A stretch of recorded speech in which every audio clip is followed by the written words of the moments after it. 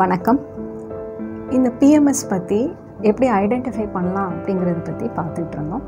BMS எப்படி identify பண்ணலாம் அப்படின்னா நம்மளுடைய மாதவிடாய்க்கு முன்னாடி நாட்கள், அதாவது நம்மளுடைய மென்ஸ்ட்ருவல் சைக்கிள் ஆரம்பிக்கிறதுக்கு முன்னாடி கரெக்டாக ஒரு மூட் ஸ்விங்ஸை பார்க்கலாம். அதாவது நல்லா இருந்துகிட்ருப்போம், திடீர்னு ரொம்ப சென்சிட்டிவ் ஆகிறது, நார்மலாக நடக்கிற ஒரு விஷயத்துக்கு டக்குன்னு கோவப்படுறதோ இல்லை டக்குன்னு அழுக வரதோ, இதெல்லாம் நம்மளுக்கு பார்ப்போம்.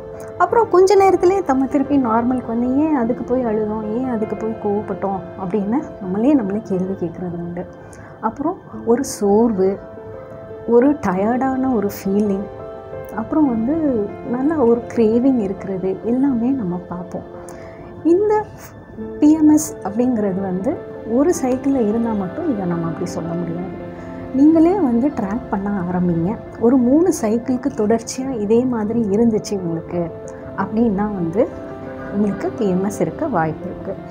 இதை எப்படி மேனேஜ் பண்ணலாம் அப்படின்னா முதல் தடவை இந்த மாதிரி டக்குன்னு கோவப்படுறதோ இல்லை நல்லா இருந்த நீங்கள் திடீர்னு ஒன்றுமே இல்லாததுக்கு இல்லை ஒரு சாதாரண விஷயத்துக்கு அழுகிறீங்க அப்படிங்கும்போது இதுவாக இருக்கலாம் அப்படிங்கிறது நீங்கள் ஃபஸ்ட்டு அவேர் ஆகணும். அவேர் ஆகும்போதே நம்ம அதை மேனேஜ் பண்ண ரெடி ஆகிட்டோம்னு அர்த்தம். ஸோ நம்ம அந்த விஷயத்துலேருந்து கொஞ்சம் விட்டு வெளியே வரலாம். நம்மளை ரிலாக்ஸ் பண்ணுறதுக்கு ஒரு கம்ஃபர்டபுளான என்விரான்மெண்ட் க்ரியேட் பண்ணலாம். உங்களை நீங்களே பேம்பர் பண்ணிக்கலாம். பிடிச்ச கம்ஃபர்ட் ஃபுட்ஸ் சாப்பிட்லாம். நல்ல ஒரு சாக்லேட்டோ ஐஸ்கிரீமோ சாப்பிடலாம். டக்குன்னு அந்த நேரத்தில் ரொம்ப ஸ்ட்ரெஸ் ஆகிற விஷயத்தில் என்கேஜ் ஆகாமல் இருக்கலாம். இதெல்லாம் செய்யும்போது உங்களுக்கு ஈஸியாக இதை மேனேஜ் பண்ணி வர முடியும். நல்லா தெரிஞ்சுக்கோங்க, இது ஒரு டிரான்சிட்டரி பொசிஷன் தான். மேக்ஸிமம் போனால் ஒரு 5-6 நாளைக்கு ஒரு ஃப்ளக்சுவேட்டிங்காக அது உங்களுக்கு வந்து போகலாம். அப்புறம் திருப்பி நார்மலாக உங்கள் ரொட்டீனுக்குள்ளே போயிடுவீங்க.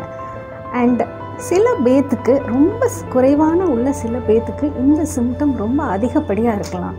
இதனால் வீட்டில் பெரிய பிரச்சனைகள் வர்ற அளவுக்கு போச்சு அப்படின்னா அவங்க கட்டாயம் ஒரு மருத்துவரனுடைய கன்சல்டேஷன் நாடுறது நல்லது.